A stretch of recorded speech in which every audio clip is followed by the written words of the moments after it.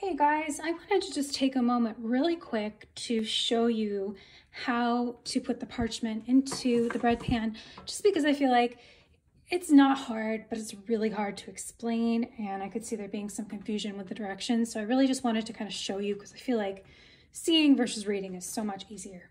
Okay, so these are my favorite. I buy these like 8 boxes at a time on Amazon because I go through them and they save me so much time. You don't have to buy these, but we do need to cut our parchment out by 12 inches by 16 inches. And I'll show you why.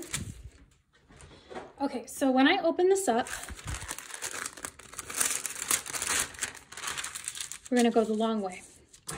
Now, sorry for all that banging. Let me explain. We've got this pan, right? This is the special gluten-free pan.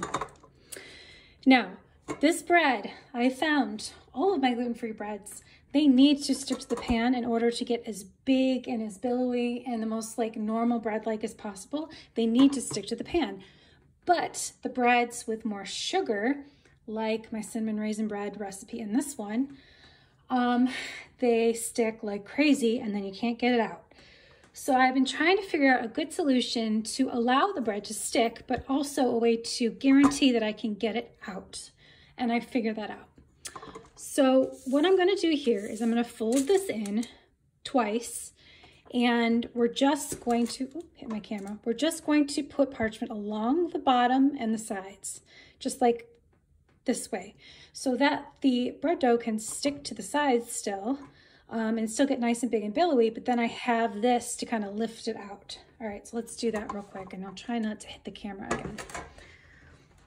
Okay, so I'm just gonna eyeball this, but kind of like when you're folding a piece of paper to go into an envelope, we are looking for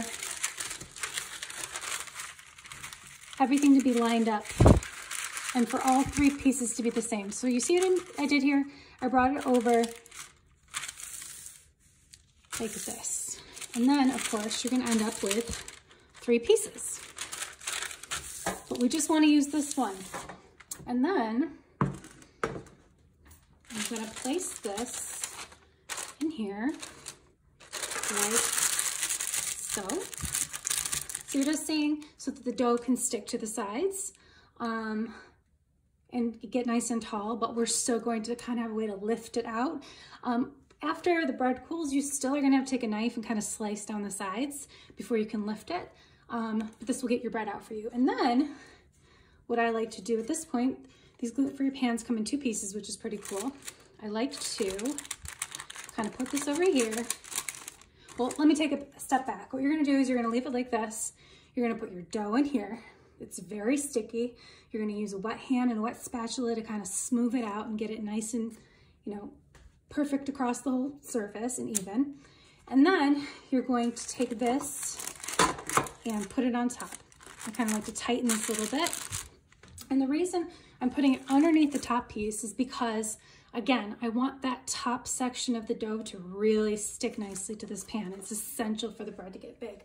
I have tried using nonstick spray and my bread was a whole 1.5 inches shorter. So that's not what we want. So yeah, this is gonna allow us to still get it out, but without having major issues. So when the bread cools down, what you do is you're gonna get a little knife around here, going around the edges, and then you kind of press the bread through, lift this up, then you're gonna run a knife along the side here, alongside here, making sure to get in the corners, and then you lift it out. Easy peasy. Okay, so now I wanna show you what it should look like before you bake it. As you can see, this is coming out of the side here and over here as well. It's not coming up through the top of the pan so that this can stick. This got as tall as it did because it's sticking to the edges. And the top of the loaf looks a little crazy. That's just how it is. But that is a trade-off for it being really big and beautiful. I've been hammering out the baking time. That information will be in the post, of course, but this is what you're looking for.